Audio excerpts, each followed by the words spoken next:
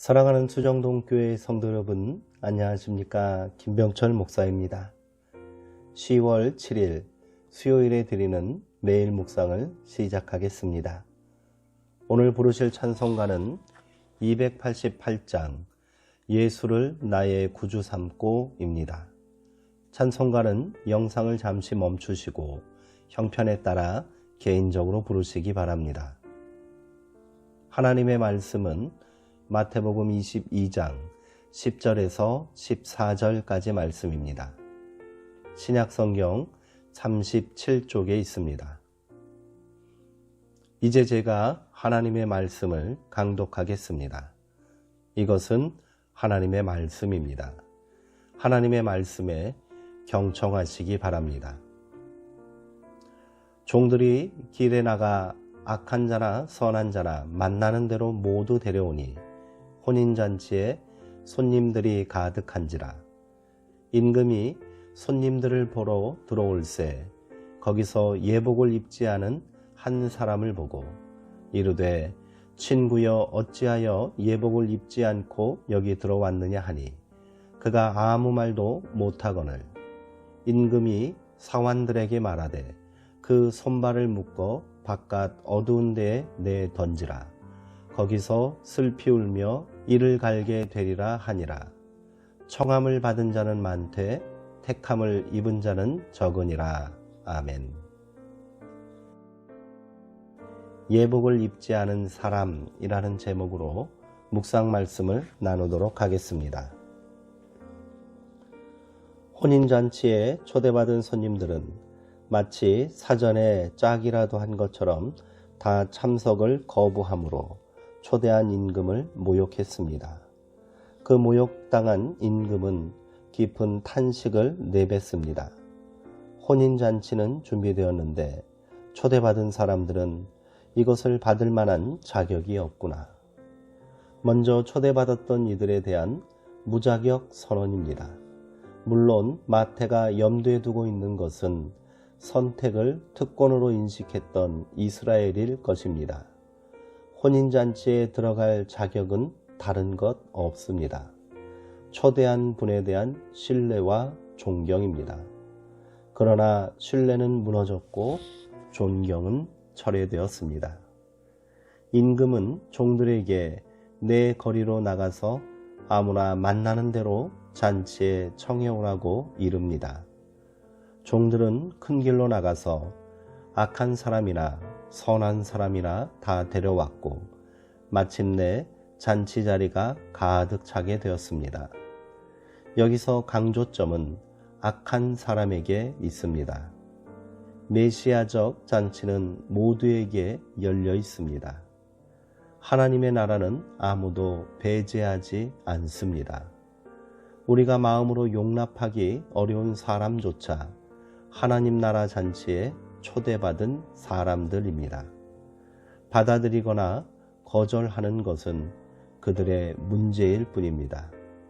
스스로 임금의 잔치에 초대받을 자격이 없다고 생각했던 이들은 그 뜻밖의 초대에 기꺼이 응했고 잔치 자리는 가득 차게 되었습니다. 이제 바야흐로 잔치가 시작될 판입니다. 그런데 이런 흥겨운 잔치 분위기에 찬물을 끼얹는 일이 발생합니다. 손님을 만나러 연회 자리에 나온 왕은 혼인 예복을 입지 않은 사람이 있는 것을 보았습니다.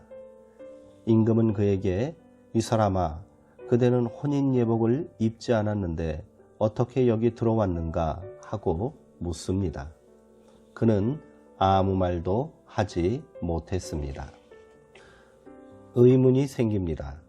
길가에 지나가는 사람들을 불러다 앉혀놓고는 혼인 예복을 입지 않았다고 야단치는 것이 상식적인가요?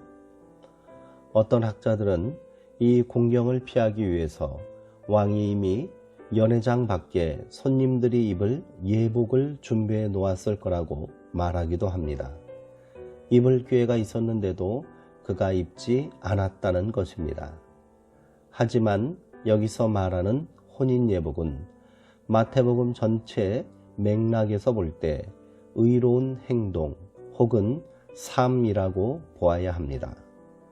예수님은 일찍이 산상수훈에서 너희의 의가 율법학자들과 바리새인의 의보다 낫지 않으면 너희는 하늘나라에 들어가지 못할 것이다 라고 말씀하셨습니다.